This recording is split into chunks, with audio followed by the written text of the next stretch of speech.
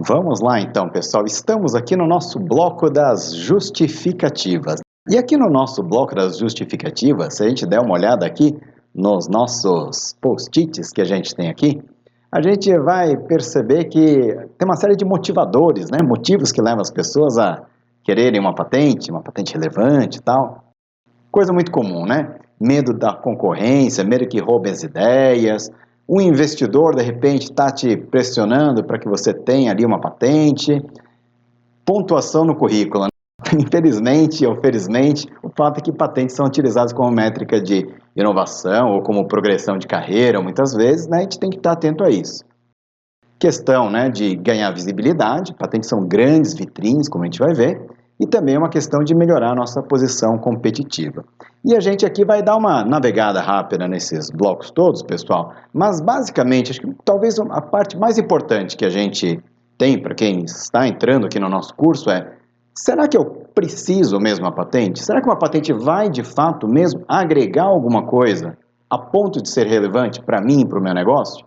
E é isso que a gente vai conversar aqui um pouquinho. Vamos lá, para os dois primeiros post-its ali. Tenho medo que roubem minha ideia e os investidores estão me pressionando. Vamos lá. Verdade seja dita, né? Patente serve para proteger uma ideia?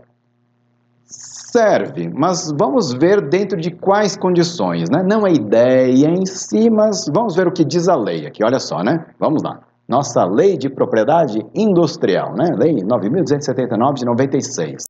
Se a gente for pular ali direto para o artigo da lei, no artigo 42, que fala sobre o direito que a patente confere a seu titular, a gente vai ver ali. A patente confere a seu titular o direito de impedir terceiro, se o seu consentimento, produzir, usar, colocar à venda, vender ou importar com esses propósitos, produto objeto de patente, processo ou produto obtido diretamente por processo patenteado.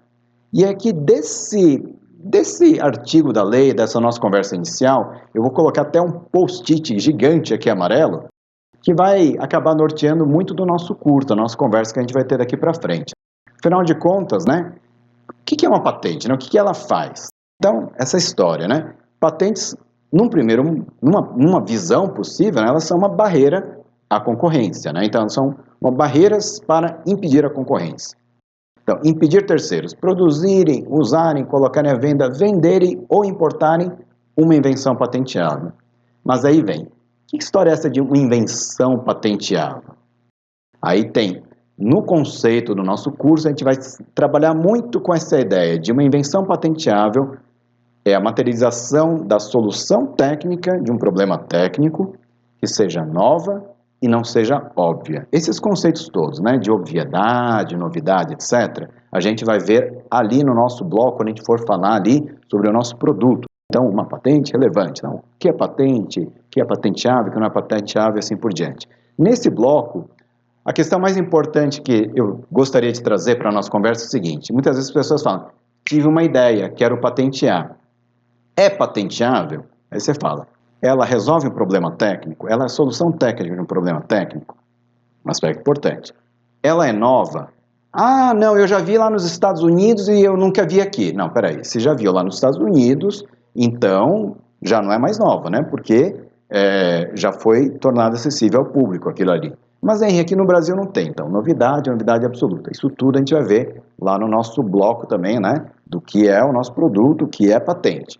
E não óbvio, não pode ser evidente ou óbvio para um técnico no assunto. Essa história de ser evidente ou óbvio ou não, né, é uma coisa mais subjetiva, como a gente também vai ver ali no bloco, quando a gente for falar sobre a patente relevante, vamos dizer, propriamente dita. Mas aqui uma coisa muito importante, né, pessoal? Não é qualquer tipo de ideia, coisa do gênero. Aliás, a ideia em si não é nem patenteada. Mas não é qualquer tipo de criação que a gente vai conseguir proteger por patentes. Então, isso é uma coisa muito importante. Tem que ser a solução técnica de um problema técnico, tem que ser nova e não pode ser óbvio. Legal? Perfeito. Outro ponto que eu queria conversar aqui ainda sobre esse nosso bloco. Vocês estão vendo aqui um slide que tem patentes, né? Está aparecendo ali, circulado ali em amarelo.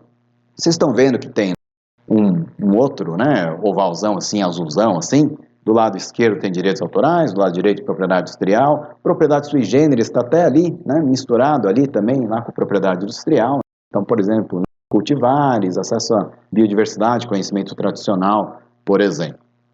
Mas aqui a parte mais importante, mais do que ficar entrando dentro de cada um desses itens aqui, que aliás isso aqui que está dentro desse oval, eu vou depois deixar a indicação de algumas outras referências, né, para a gente entender um pouco mais esse universo de propriedade intelectual. E outra coisa muito importante, que além, né, daquilo que está dentro desse oval azul grandão ali, a gente tem uma série de outras formas que a gente tem também de criar barreira à concorrência, né? E aí a gente tem, por exemplo, né, eu vou começar aqui do lado esquerdo inferior e vou fazer assim no sentido horário, né? Então, questão, né, de modelo de lucro, base de clientes, a escala que eu tenho, né? Às vezes eu tenho uma escala tão grande que é difícil a competição, né, da minha concorrência conseguir me bater. Questão de trabalhar em redes, ter redes estruturadas, contrato de produção, de fornecimento. Estrutura tem muito a ver com escala também, né? A minha estrutura é tão grande que eu tenho uma estrutura tão específica, né, tão especializada que pouca gente no mundo vai conseguir ter aquilo que eu tenho. Questões de barreiras regulatórias, barreiras de certificação, complementaridade que a gente tem, né? Então, às vezes, assim, eu tenho uma linha de produtos, todas elas são compatíveis só entre eles ali. E aí, o que acontece? É difícil alguém migrar para um outro produto. É muito comum acontecer isso aí com produtos, por exemplo, né, que a gente tem da Apple, né, iPhone, iPad, iPod, iCloud. Quem é o usuário, né, desses produtos dificilmente, né, vai querer migrar para um outro, porque não vai deixar de ter compatibilidade. Canais de distribuição, né, então domínio do ponto de venda, por exemplo, também. Questão de imagem que eu digo, né, aquela imagem, né, poxa, pega mal você pegar e passar para trás aí um inventor independente ou alguém que ajuda tanta gente, coisa do gênero.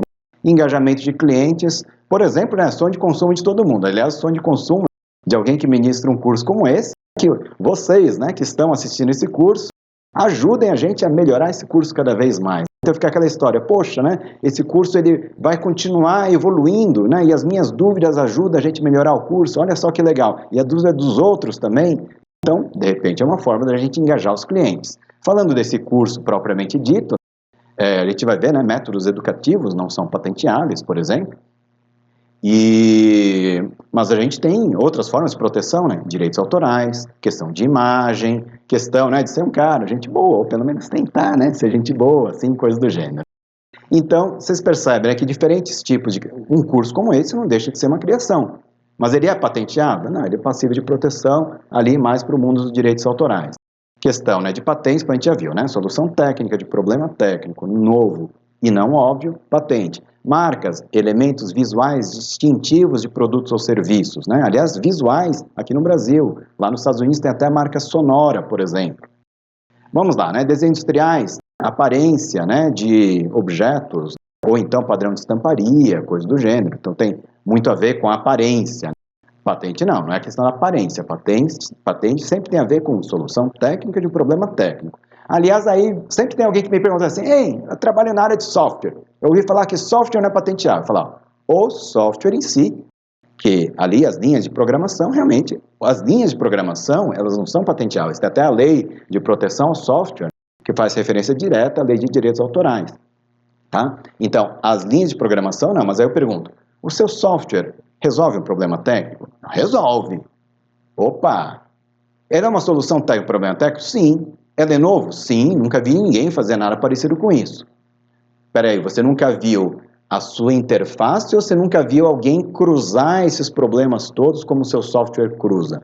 Não, eu nunca vi alguém fazer essa sequência aqui. Opa! Você fala, mas hein, sequência não é algoritmo? O algoritmo não é patenteável. Verdade, o algoritmo não é. Agora, o uso dele para resolver um problema técnico, que não deixa de ser uma solução técnica, num problema técnico também, se for nova e não for óbvia, você pode pensar sim em patente. Então tem muita gente que fala, não tem patente de software. Aí eu costumo, software de fato não tem. Agora, a proteção, a solução técnica, isso você consegue. E o melhor jeito que a gente tem isso é ver patente dos outros. A gente já vai ver isso daqui a pouquinho também, tá bom? Pessoal, eu não vou ficar entrando dentro de cada um desses blocos, senão vai acabar ficando muito longo aqui. E o nosso objetivo desse nosso curso, lembra? Construir uma patente relevante sobre uma invenção relevante num prazo de 7 dias. Então, deixa eu voltar aqui, né? Só aqui o comentário que eu não posso deixar de fazer é que patentes são uma das possibilidades de proteção dentro do universo maior da propriedade intelectual, e além do universo da propriedade intelectual, a gente tem várias barreiras regulatórias, comerciais, de parceria, disso, aquilo, e assim por diante, tá bom? E a gente vai ver que grande parte dos negócios, hoje em dia, não dependem tanto de patente, porque são negócios que têm outros tipos de inovação envolvidos. E quando a gente fala de outros tipos de inovação, deixa eu entrar aqui num outro slide. Não sei quantos de vocês conhecem ou já viram esses 10 bloquinhos aqui, que é de uma metodologia chamada 10 Types of Innovation, 10 tipos de inovação. É uma metodologia que, no final das contas, né, alguns autores lá nos Estados Unidos, aliás, está aqui, né, Larry Keeley, Ryan Pickle, Alan Walters, olha lá, direitos autorais deles ali. Criaram, né, essa metodologia e, no final das contas, eles sistematizaram. Né? 10 é um número bom, né, um número de dedos da nossa mão, um número redondo, e acabaram agrupando, né, os tipos de inovação nesses 10 conjuntos. E é uma coisa bem legal, porque ajuda a gente, quando a gente vai pensar no nosso negócio, quando a gente vai pensar até num projeto no nosso laboratório, por exemplo, que tem mais de um jeito da gente monetizar em cima daquilo, fazer negócio com aquilo ali. Levar para o mercado também. Aliás, às vezes o mercado não é o mercado da gôndola, às vezes o mercado é o mercado de tecnologia. E aqui é só um comentário geral, pessoal, que normalmente quando a gente vai falar de patente, a gente vai falar assim, solução técnica de problema técnico, não é isso? Então, normalmente tem ali patente de processo, de produto, sistema de produto, máquina, equipamento. Legal. Aliás, essas categorias, né, que eu citei para vocês, são as categorias, né, estatutórias, nos Estados Unidos, aquilo que é passível de proteção patente. Não sei nem se é exatamente do jeito que eu falei, mas alguma coisa nessa linha, tá, pessoal? Legal. E aí tem outras coisas.